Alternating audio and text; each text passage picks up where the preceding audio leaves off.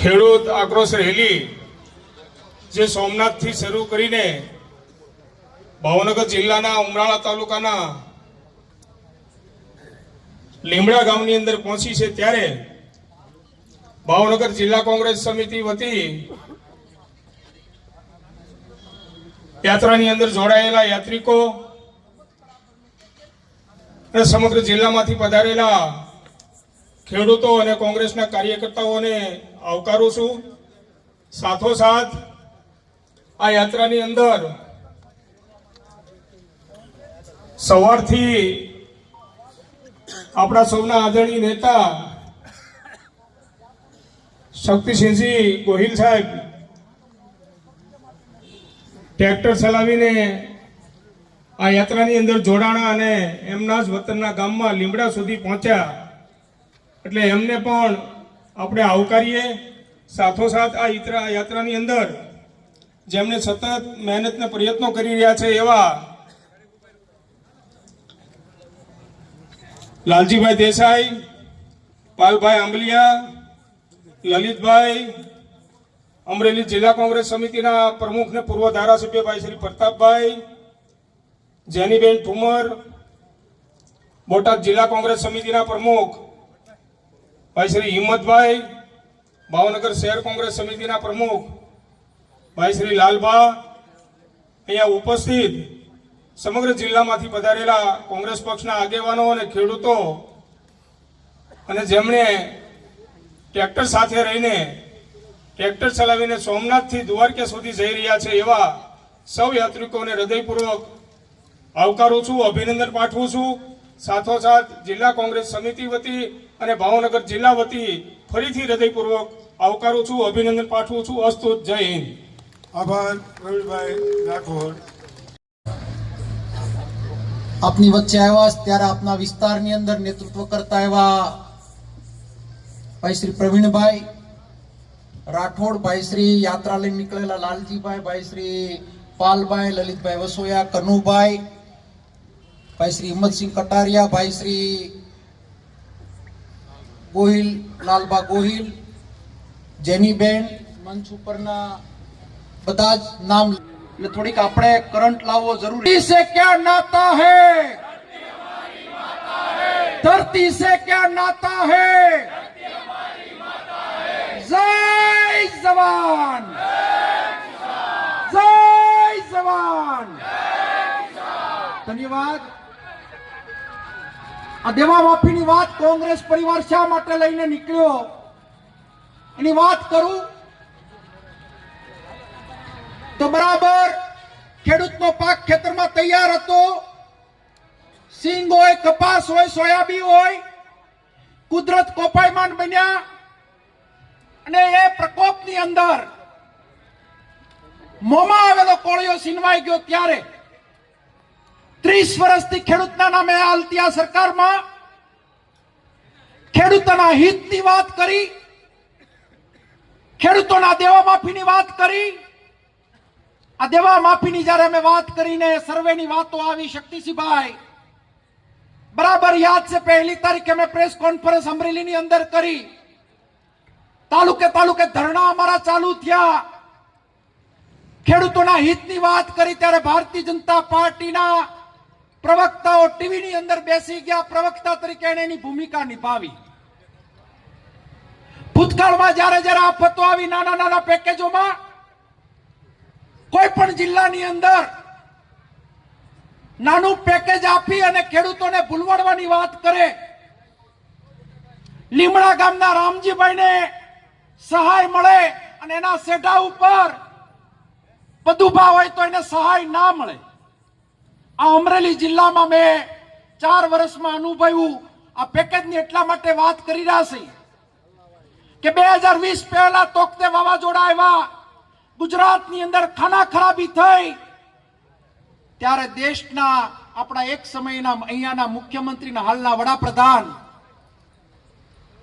એને મોટા મોટા હોર્ડિંગ્સો લગાવ્યા હતા, મોટી મોટી વાતો કરી હતી કે ખેડૂતના દીકરાનો પાક તૈયાર હશે, ખેતરમાં ખળું લઈને ખેતરમાંથી યાર્ડમાં જાતો હશે ને નુકસાન થાય 100% પ્રધાનમંત્રી ફસલ વીમા યોજનામાં તમને સહાય આપશું. ખેડૂતો ઓળખાઈ ગયા ને ગામ એકમો બનાવ્યા, માવઠા થયા. એ માવઠાની અંદર પછી ગામ એકમની અંદર ડાયરેક્ટ વીમા કંપનીને તમારે ફોન કરવાના. કારણ કે હું તમને આ વાત એટલા માટે યાદ કરાવું, આપણી યાદ શક્તિ થોડીક ઓછી થઈ ગઈ છે. આપણને ભૂલવાની આદત પડી ગઈ ને આ સરકારને ભૂલવાડવામાં માસ્ટર ને હોશિયાર છે.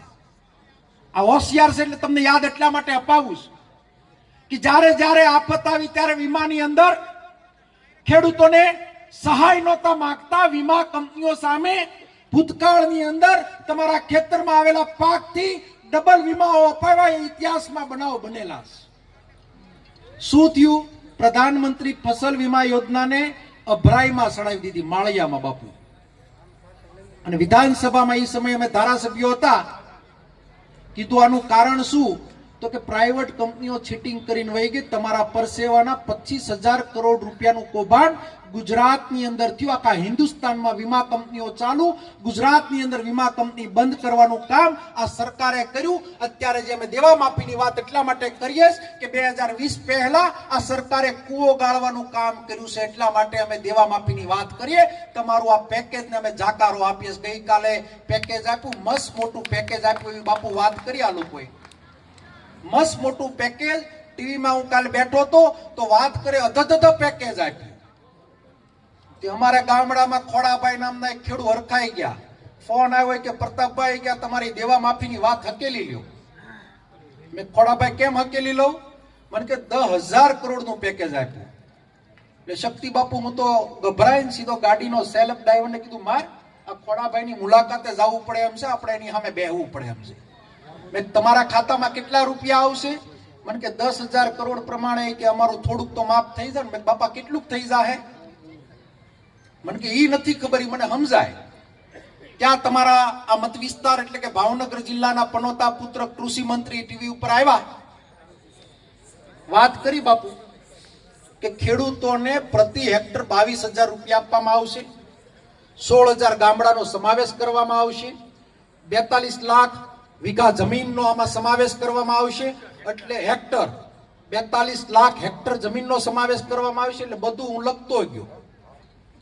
ખોડા બાપાને બેહીન બધું લખીને મેં સમજાયું. મેં બાપા તમારા ભાગમાં હેક્ટરે 22,000 એટલે 2 હેક્ટરના 44,000. અમારે નાનો વીઘો ને મોટો વીઘો બે મિક્સિંગ છે એટલે મેં 6.5 વીઘા ગણ્યા. 6.25 વીઘા એ હેક્ટર પૂરું થાય. 6.5 વીઘાનો હિસાબ આપ્યો. 22,000 ને મેં ભાગાકાર કર્યો. 3520 રૂપિયા પ્રતિ વીઘે એટલે કે 13 વીઘાના ખોડા બાપા તમને રૂપિયા આપવામાં આવશે. એટલે ખોડા બાપાની આંખમાં આહુડા પડી ગયા. મને કે એટલા જ આવશે? મેં કીધું આ આવે તો આવે, હજી આને પેકેજ આપ્યું છે, આને આ જાહેરાત કરી છે. ભૂતકાળમાં આપણા વડાપ્રધાને 1900 કરોડનું પેકેજ ભાવનગરમાં આપી ગયા હતા. ભાવનગરની બજારમાં તાળીઓ વગાડવા આમાંથી ને કોક ગયા હશે. ગયા તક નહીં? હે ટીવીમાં આવું જોયું તું કે નહીં? અમરેલીમાં આવીને અમારે પેકેજ આપી ગયા હતા. અમારે તો બેનું બધું હરખાઈ ગયું કે અમારા મામેરા ભાઈએ ભરી દીધા. આ પેકેજમાં ખેડૂતોને મશ્કરી કરવામાં આવી, જેનો સદંતર અમે વિરોધ કરીએ. આ વાતને વખોડીએ. 3520 રૂપિયામાં 1 વીઘાનું સિંગનું બિયારણ ન થાય. 3520 રૂપિયામાં 7 દિવસની મજૂરી ન થાય. આ 10,000ના પેકેજમાં માલધારીનો ઘાસચારો ન આવે. આ 10,000ના પેકેજમાં ખેડૂતોને ન્યાય ન મળે. માટે આ લડત દ્વારકા પૂર્ણ થાય એટલે પાછી અમે વિધાનસભા વાઇઝ આ લડત અમે ચાલુ રાખવાના છીએ. અને જ્યાં સુધી દેવા માફી ન થાય આ વાતને અમે વળગેલા રહેવાના છીએ. અને હું આજે લીમડાના પાદરમાં કહું છું, તમારે લખવું હોય તો કોરી કાગળ લઈને આજની તારીખના આજે ચિઠ્ઠી લખો.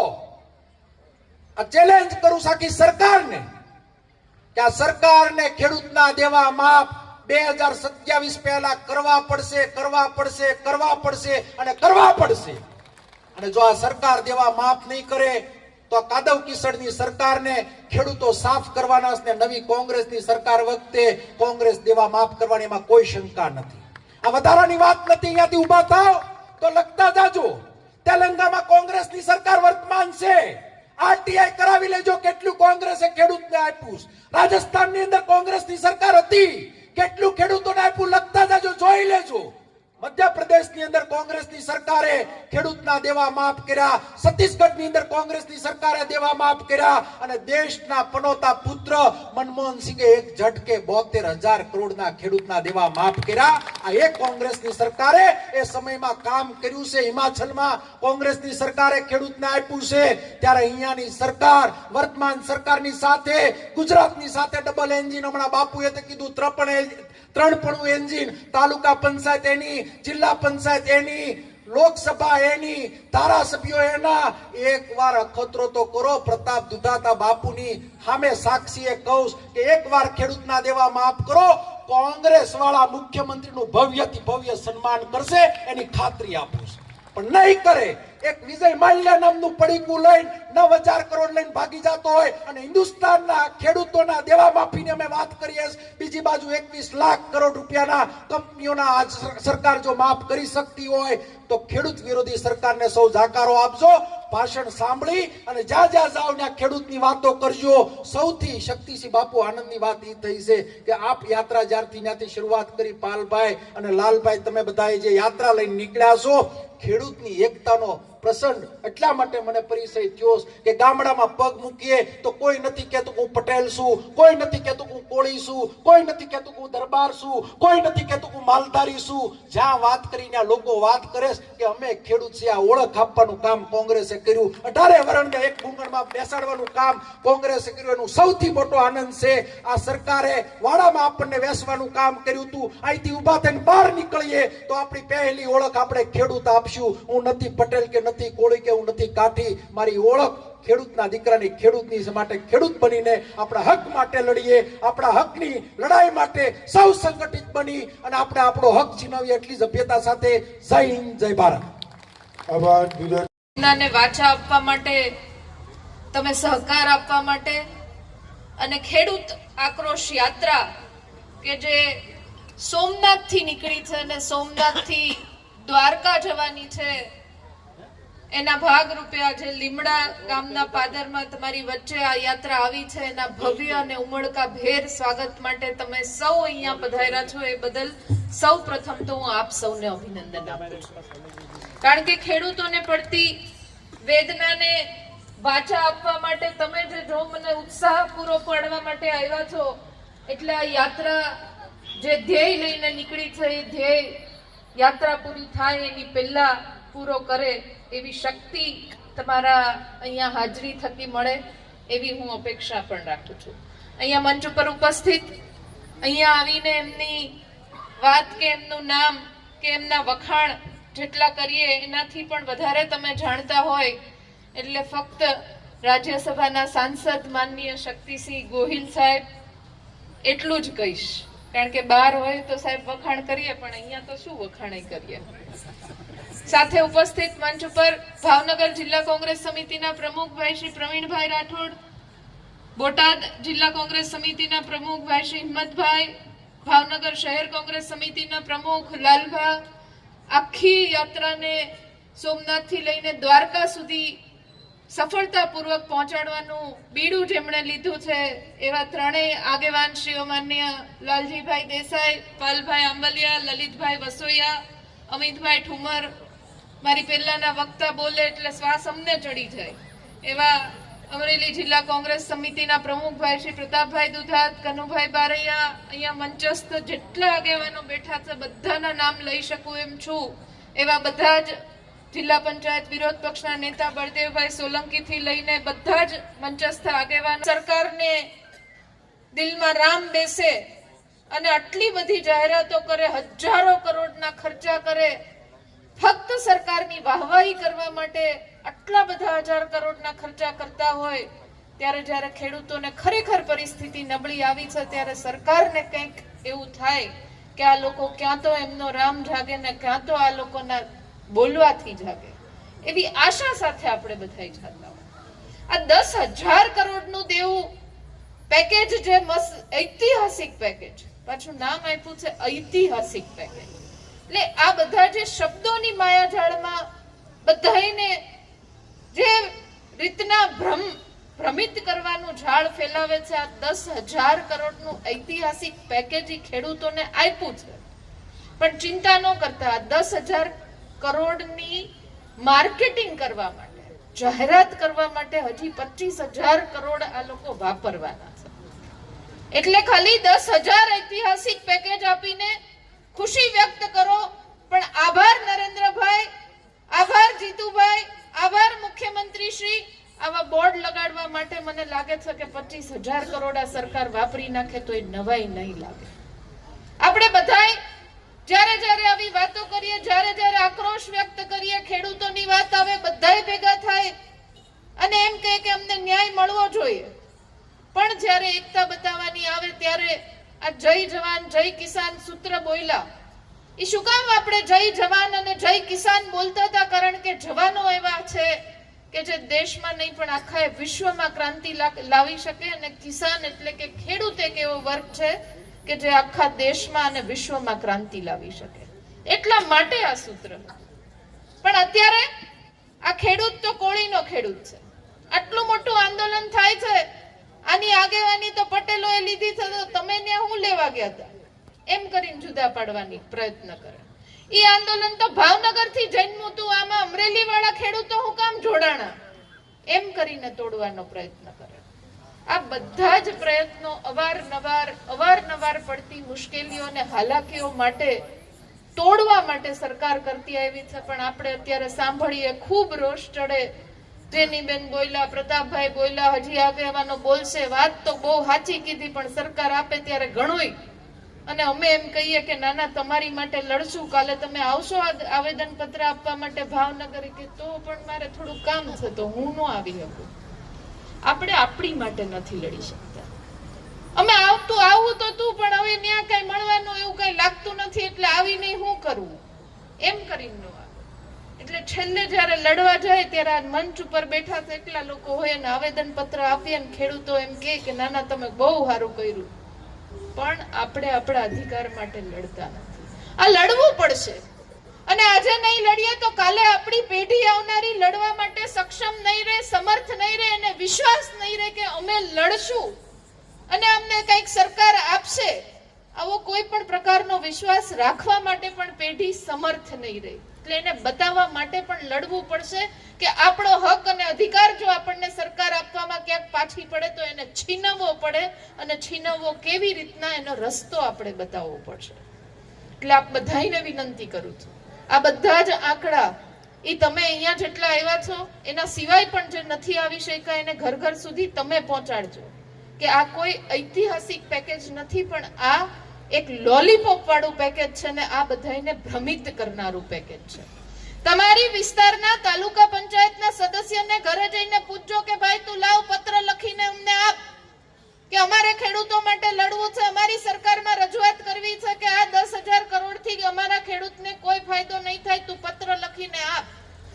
આ તમને વિનંતી કરું છું કે તમારા વિસ્તારના ચૂંટાયેલા ભારતીય જનતા પાર્ટીના જિલ્લા પંચાયતના સભ્ય હોય, તાલુકા પંચાયત, નગરપાલિકા, કોર્પોરેટર, ધારાસભ્ય અને સંસદ સભ્ય જો એ ખરા અર્થમાં તમારા મત થકી ચૂંટાઈને પ્રતિનિધિ બન્યા હોય તો એને વિનંતી નહીં આક્રોશ સાથે કહેજો કે તમારી સરકારમાં તમે પત્ર લખીને આપો કે આ પેકેજ ઐતિહાસિક પેકેજ નથી, આ પેકેજ લોલીપોપ પેકેજ છે. અને ભાવનગરે તો એની આગેવાની લેવી જ પડે, કારણ કે કૃષિ મંત્રી તમારા અહીંના પનોતા પુત્ર છે. અને જો એ પોતે ભાવનગરની પીડા ન સમજતા હોય તો રાજ્યની પીડા તો કેમ સમજી શકે. એટલે તમે એના ઘરે જઈને ઢોલ વગાડીને કહેજો કે ભાઈ તમે ભાવનગરના પુત્ર છો તો પેલા ભાવનગરને ન્યાય આપો, ત્યારે તમે ગુજરાતના ખેડૂતોની વાત કરી શકશો. એટલે આ બધાઈને વિનંતી છે, જે આ યાત્રા તમારા માટે લડવા માટે નીકળી છે એમાં જે પણ સહકાર દેવાતો હોય દેજો. સોશિયલ મીડિયાના માધ્યમથી, મીડિયાના માધ્યમથી તમારા ઘરે પરિવારના સભ્યો આ બધાને કહેજો કે જાગૃત બનીને આપણા હકની લડાઈ છે, આ ભીખ નથી. સરકાર જે આપે છે એ ભીખ નથી આપી રહી, આપણા અધિકારનું આપણે માંગી રહ્યા છે. એટલા માટે એક પ્રબળ અવાજ, પ્રચંડ અવાજ સાથે બધાએ એક સાથે નીકળીને સંપૂર્ણ દેવા માફી ની જાહેરાત ન થાય ત્યાં સુધી આ લડત જારી રાખવી પડશે એવી આશા સાથે આપ સૌનો ખૂબ હૃદયપૂર્વકનો ધન્યવાદ. આભાર બેન શ્રી જેનીબેન. અને હવે પૂર્વ ધારાસભ્ય શ્રી લલિતભાઈ દાણી તમારો માસીનો દીકરો છે, મામાનો દીકરો છે, તમારે શું હગો થાય કે એના એકલા માટે તમે 33,000 કરોડ રૂપિયા LIC ના તમે માફ કરી દો?